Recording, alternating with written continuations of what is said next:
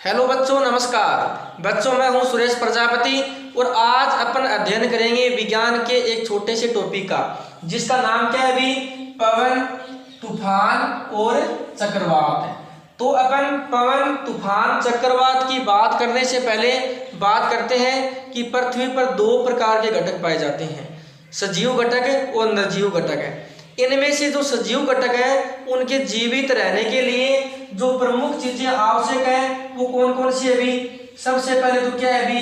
वायु है, वायु का होना आवश्यक है। दूसरा क्या है अभी? जल का होना आवश्यक है, जल का होना आवश्यक है। और तीसरा क्या है अभी? भोजन का होना क्या है अभी? आवश्यक है। तो वायु, जल, भोजन का होना किसी सजीव के लिए आवश्यक है। अब वायु की बात करें कि वायु क्या है अभी? वायु क्या है? वायु अनेक गैसों का मिश्रण है, यानी हमारे चारों ओर जो वायु पाई जाती है वो क्या है अभी? अनेक गैसों का मिश्रण है। उसमें सबसे अधिक जो नाइट्रोजन गैस पाई जाती है, ऑक्सीजन गैस है, कार्बन डाइऑक्साइड गैस है। तो वायु क्या है? विभिन्न गैसों का मिश्रण है। तो अब जो वायु है ये क्या है अभी? जब इस वायु के अंदर गतिशीलता आ जाती है, क्या आ जाती है अभी? गतिशीलता आ जाती है।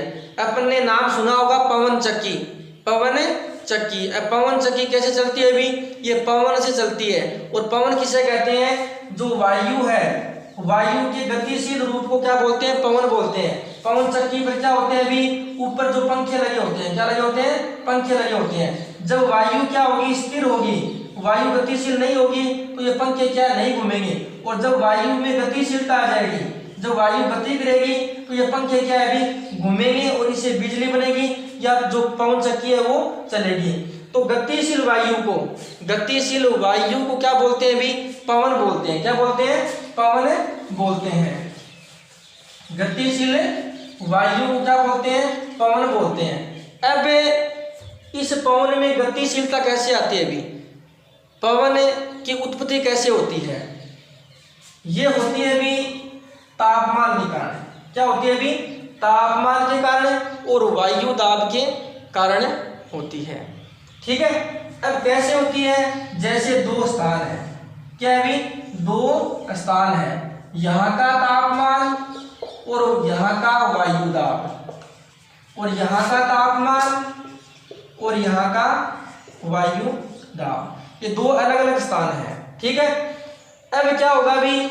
जो यहाँ का तापमान है, यदि तापमान क्या हो जाए अभी? ज्यादा हो जाए, क्या हो जाए? तापमान ज्यादा हो जाए यहाँ का, तो वायु दाब क्या हो जाएगा? कम हो जाएगा। वायु दाब क्या हो जाएगा अभी? कम हो जाएगा। और यहाँ का तापमान यदि क्या है अभी? यहाँ का तापमान क्या है? कम है और वायु दाब क्या है अभी? ज्यादा है। तो पवन है ये हमेशा क्या होती है अभी? उच्च वायु दाब से निम्न वायु दाब की ओर गति करती है, निम्न वायु दाब की ओर गति करती है। इसी कारण अपने जो गर्मियों के अंदर तेज हवा चलती है, तेज पवन चलती है, आंधी आती है, तो वो क्यों आती है? क्योंकि गर्मियों के अंदर यहाँ का तापमान क्या है अभी? ज्यादा हो जाता है। तापमान ज्यादा होगा तो वायु दाब क्या होगा अभी? कम हो जाएगा। और वायु दाब कम होने से जो अन्य स्थान है वहां की वायु क्या है अभी? उच्च वायु दाब से कम वायु दाब की ओर गति करेगी। और सर्दियों के अंदर तेज हवा नहीं चलती ना, आंधियां नहीं आती ना। क्यों नहीं आती? क्योंकि यहाँ का जो तापमान है वो ज्यादा है, तापमान कम होता है यहाँ का, और वायु दाब क्या होता है अभी? ज्यादा होता है, तो यहाँ पे आंधियां नहीं आती है। लेकिन गर्मियों में क्या अभी? यहाँ का तापमान 40 से 50 डिग्री हो जाता है, जिससे वायु दाब कम हो जाता है। और इसी कारण क्या है अभी? जो पवन है वो अपने यहाँ पे आती है, जो आंधी का रूप ले लेती है। अब पवन से तूफान कैसे बनता है? पवन से तूफान कैसे बनता है? तूफान यानी आंधी और तूफान अपने कब आते हैं? जब अचानक तापमान ज्यादा बढ़ जाए, तापमान क्या हो जाए अभी? ज्यादा बढ़ जाए। आंधी कब आती है? जिस दिन ज्यादा गर्मी होती है उस दिन क्या है अभी? आंधी आती है। क्यों आती है? क्योंकि तापमान ज्यादा होने के कारण यहाँ क्या बन गया अभी? निम्न वायु दाब क्षेत्र बन गया, निम्न वायु दाब क्षेत्र बन गया, यानी यहाँ का वायु दाब है वो बहुत निम्न हो गया, जिसके कारण क्या है अभी? जो अन्य स्थानों की वायु है वो अत्यधिक गति करती हुई इस स्थान पर आती है और वो क्या है भी आंधी और तूफान का रूप ले लेती है। तो पवन तो क्या है भी, पवन वायु का गतिशील रूप है और तूफान क्या है भी, ये पवनों का अति गतिशील रूप है, जो क्या है भी बहुत ज्यादा स्पीड से जो पवन चलती है, वायु चलती है, उससे क्या बोलते हैं भी, तूफान बोलते हैं। और इस तूफान के द्वारा क्या है भी, यदि साथ में वर्षा भी हो सकती है, साथ में बरसात आ सकती है, आंधी आ सकती है और तेज जो हवा चलती है, उसके कारण क्या है भी तूफान की उत्पत्ति होती है। अब जो पवन है या हवा है, इसके गुण क्या है, क्या है भी, गुण क्या है? तो सबसे पहला गुण तो बात करते हैं अपन कि पवनों की उत्पत्ति कैसे होती है भी, निम्न वायुदाब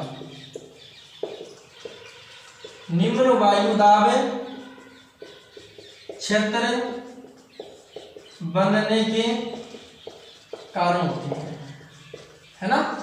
जैसे यहाँ है, अभी पवन नहीं चल रही है, जब यहाँ का तापमान ज़्यादा बढ़ जाएगा और यहाँ पे क्या है निम्न वायुदाब हो जाएगा, तो यहाँ पे क्या है अन्य स्थानों पर जो वायु है वो क्या है गतिशील रूप में यहाँ पे आएगी, तो वो क्या है पवनों का रूप ले लेगी। तो पवनों की उत्पत्ति कैसे होती है, निम्न वायुदाब क्षेत्र बनने के कारण होती है। दूसरा क्या है अभी, जो पवन है, पवन क्या है दाब डालती है, पवन दाब डालती है, पवन दाब डालती है।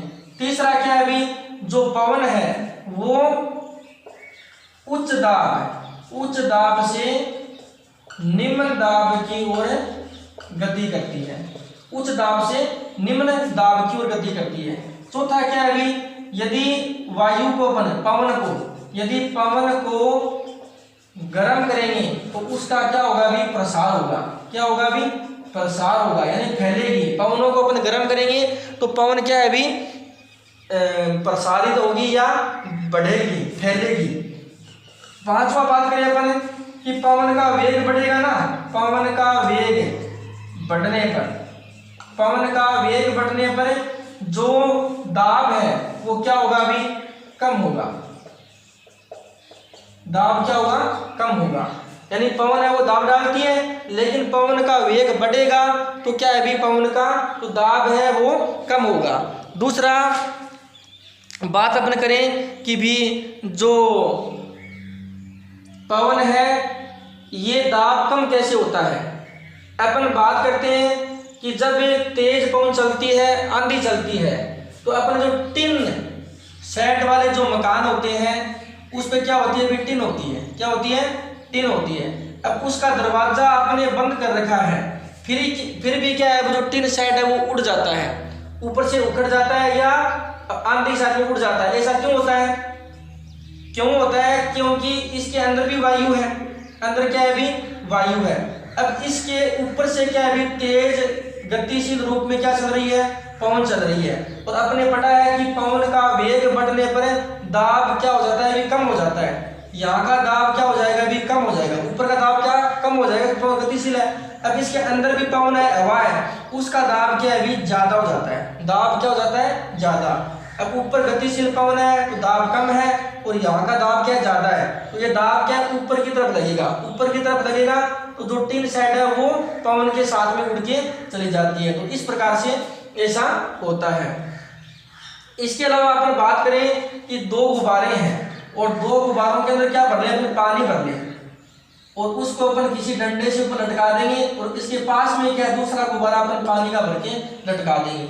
अब यदि मुंह से या किसी यंत्र से अपन इन गुब्बारों के पीछे फूंक मारेंगे ना, तो ये गुब्बारे दूर नहीं जाने की बजाय ये गुब्बारे पास में आएंगे। क्यों आएंगे, क्योंकि इसमें हवा मारेंगे तो इसमें क्या है भी, यहाँ का जो दाब है वो क्या हो जाएगा, दाब ज्यादा, यहाँ का दाब क्या कम हो जाएगा, गतिशील वायु के कारण दाब कम हो जाएगा और साइड में जो है उसका वायु दाब ज्यादा होता है, तो ये क्या गुब्बारों को धक्का देगी और ये इधर आएगी। तो इस प्रकार से जो पवन के ये विशेषता है कि पवन क्या है भी, पवन की उत्पत्ति निम्न वायु दाब क्षेत्र बनने के कारण होती है। पवन दाब डालती है, उच्च दाब से निम्न दाब की ओर गति करती है और पवन को गर्म करने पर क्या होता है भी, प्रसार होता है और पवन का वेग बढ़ने पर दाब कम होता है। तो अपन पवन और तूफान की बात कर ली। अब अपन बात करते हैं चक्रवात की। अब अपने बात करते हैं चक्रवात की। तो अपन चक्रवात की बात करते हैं। चक्रवात, कि चक्रवात की उत्पत्ति कैसे होती है। तो पवन की विशेषता में अपन एक विशेषता पढ़ी थी कि जो पवन का निर्माण है, पवन का निर्माण कब होता है, जब दो भागों का, दो स्थानों का तापमान क्या होगा भी, तापमान असमान। जब दो भागों का तापमान असमान होगा तब क्या होगा भी, पवन का निर्माण होता है। तो इसमें दो एग्जाम्पलों की बात करते हैं अपन, जैसे भूमध्य रेखा, भूमध्य रेखा और जो ध्रुवीय भाग है उनका तापमान अलग अलग होता है, तो पवन का निर्माण कैसे होता है। दूसरा अपन बात करते हैं कि जो थल है, स्थल भाग है और जो समुद्र है उसमें जल है, उसका तापमान भी क्या होता है भी, अलग अलग होता है। तो वहां पवन का निर्माण कैसे होता है। भूमध्य रेखा और ध्रुवीय भाग, अपन भूगोल में पृथ्वी की संरचना पढ़ते हैं तो जो मध्य का भाग है जहां सूर्य सीधा चमकता है उसे बोलते हैं भूमध्य रेखा बोलते हैं, और जो अंतिम सिरे पे है तो दोनों ओर उन्हें क्या बोलते हैं भी, ध्रुवीय भाग बोलते हैं। क्या बोलते हैं, ध्रुवीय भाग बोलते हैं। ध्रुवीय भागों का तापमान माइनस में होता है, तो यहाँ क्या है भी, अत्यधिक ठंड होती है। और जो भूमध्य रेखा है यहाँ का तापमान क्या है भी, ज्यादा होता है। क्यों होता है, क्योंकि यहाँ पे सूर्य क्या है भी, सीधा चमकता है। तो भूमध्य रेखा पर तापमान क्या होगा भी, ज्यादा होगा। अब तापमान ज्यादा होने से यहाँ का क्या है भी, वायु दाब क्या हो जाएगा, कम हो जाएगा, वायु दाब कम हो जाएगा। दूसरी बात है, यहाँ की जो वायु है वो गर्म होकर क्या है भी, ऊपर उठ जाएगी, क्योंकि वायु गर्म होने पर प्रसारित होती है और वायु गर्म होने पर क्या हो जाती है भी, हल्की हो जाती है। तो तापमान ज्यादा होने से वायु दाब कम हो गया, और तापमान ज्यादा होने से वायु है जो गर्म होकर ऊपर उठ गई, तो यहाँ और भी निम्न वायु दाब हो गया। इसके कारण क्या है भी, जो ध्रुवीय भाग है उनसे क्या है, जो वायु, ठंडी वायु है वो कहाँ आती है, ये भूमध्य रेखा की ओर आती है। दोनों ध्रुवीय भागों की ओर से जो वायु है वो कहाँ आती है अभी, भूमध्य रेखा की ओर आती है, और यहाँ पवनों का निर्माण होता है। साथ में ये ठंडी पवनें हैं, ये क्या लेके आती है अभी, जल वाष्प लेके आती है। क्या लेके आती है, जल वाष्प, जिसके कारण भूमध्य रेखा पर अत्यधिक वर्षा भी होती है। तो एक तो ये असमान ताप के कारण जो पवन निर्माण है ये पढ़ लिया। तो दूसरा क्या है, थल और जल, जल पढ़ेंगे अपन। जैसे ये यहाँ पे जल है, समुद्र भाग है, और इधर क्या है, स्थल भाग है। ये क्या है, स्थल भाग है, ठीक है। तो अब क्या है भी, दिन के समय जब सूर्य चमकता है तब क्या होता है भी, जल की अपेक्षा जो थल है वो क्या है भी, ज्यादा गर्म होता है। ज्यादा गर्म होता है तो यहाँ का भी जो वायु दाब है वो क्या होगा, कम होगा, और जल है वो ठंडा होगा, तो यहाँ का की तापमान क्या है कम होगा, और वायु दाब क्या होगा, ज्यादा। और पवन है और वायु है ये हमेशा उच्च दाब से निम्न दाब की ओर गति करती है।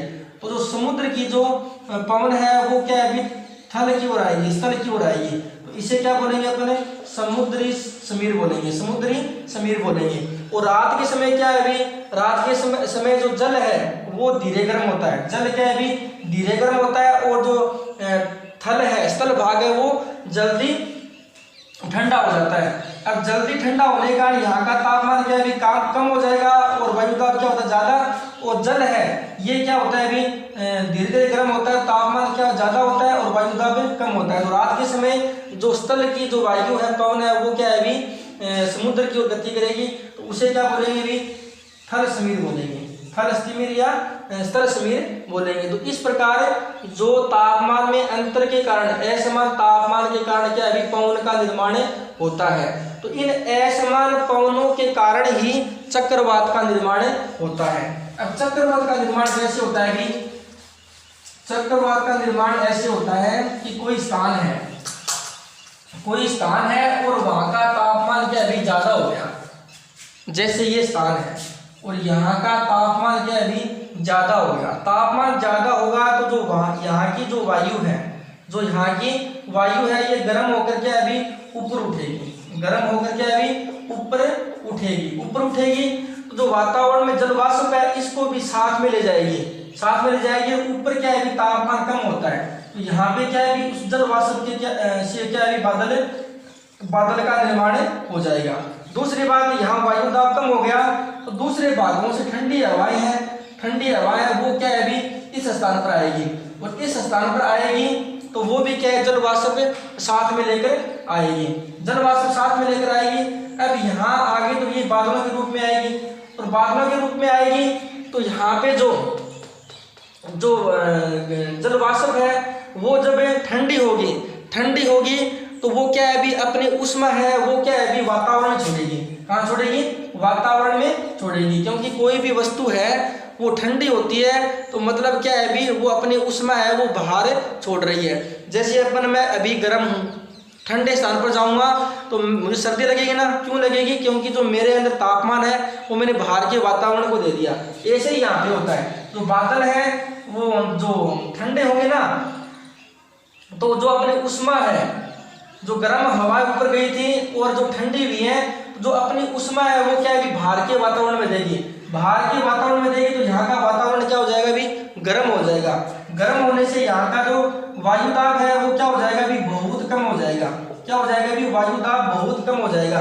तो अन्य स्थानों से जो पवन है, वायु है, वो अति तीव्र वेग से इस कम वायु दाब वाले क्षेत्र पे आएगी, कम वायु दाब वाले क्षेत्र पे आएगी, और यहाँ पे क्या है अति तीव्र गति करेगी। अब ये बार बार जो पवने गर्म होकर ऊपर उठती है, फिर वापस बारिश होती है, फिर दोबारा पवने ऊपर उठती है, गर्म होकर और दोबारा बारिश होती है। तो इस प्रकार से क्या है बार बार में जो निम्न दाब क्षेत्र है वो बनते हैं, और निम्न दाब क्षेत्र बनने से यहाँ पर पवने हैं वो बार बार में कुंडलों के रूप में या चक्कर के रूप में यहाँ पे आती है, जिसके कारण क्या है चक्रवात का निर्माण होता है।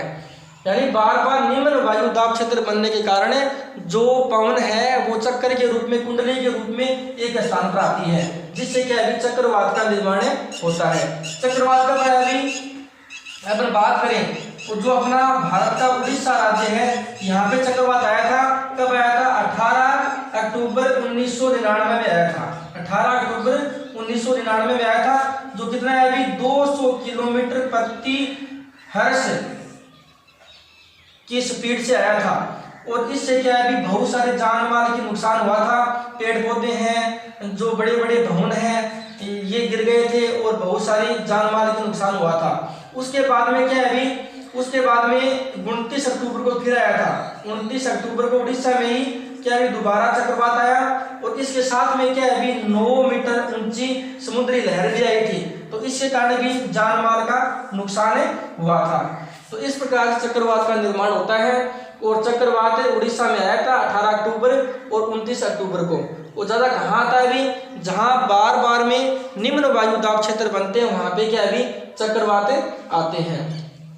अब जो चक्रवात है इनको अलग अलग स्थानों पर अलग अलग नामों से पुकारा जाता है। जैसे जो अमेरिका है, अमेरिका महाद्वीप में इसे क्या बोलते हैं? हरिकेन बोलते हैं। क्या बोलते हैं? हरिकेन। और जो फिलीपींस और जापान में इसे क्या बोलते हैं? अभी टाइफून बोलते हैं। क्या बोलते हैं? टाइफून। अब जो चक्रवात है इससे क्या है अभी नुकसान क्या है? इससे नुकसान बहुत सारे नुकसान, जान माल की नुकसान हो जाता है, और जो बड़े बड़े मकान हैं, बिल्डिंगें हैं वो ध्वस्त हो जाती है, पेड़ पौधे नष्ट हो जाते हैं। तो इस प्रकार से होता है। ठीक है, चक्रवात है। चक्रवात की संरचना की बात करें तो भी किसी भी चक्रवात का केंद्र एक शांत क्षेत्र होता है, इसे झंझा का नेत्र कहते हैं। कोई विशाल चक्रवात वायुमंडल में वायु का तेजी से घूर्णन करता पिंड होता है, जो पृथ्वी तल से लगभग 10 से 15 किलोमीटर की ऊंचाई पर स्थित होता है। चक्रवात के नेत्र का व्यास 10 से 30 किलोमीटर तक होता है। यह बादलों से मुक्त क्षेत्र होता है और इसमें पवन का वेग बहुत न्यून होता है। इस शांत और स्पष्ट नेत्र के इर्द गिर्द लगभग 150 किलोमीटर अमाप का बादल का क्षेत्र होता है। इस क्षेत्र में उच्च वेग की पवनें जो 150 से 200 किलोमीटर प्रति घंटा की स्पीड से यहाँ पे आती है, और साथ में वर्षा भी होती है, और जो पवन है वो अति तीव्र वेग से यहाँ पे आती है, जिससे क्या है अभी वो पवनें कुंडली के रूप में और चक्र के रूप में घूमती है, और इसके संपर्क में जो भी चीज़ें समान आता है वो तहस महस कर देती है। तो इस प्रकार से जो चक्रवात है। ठीक है।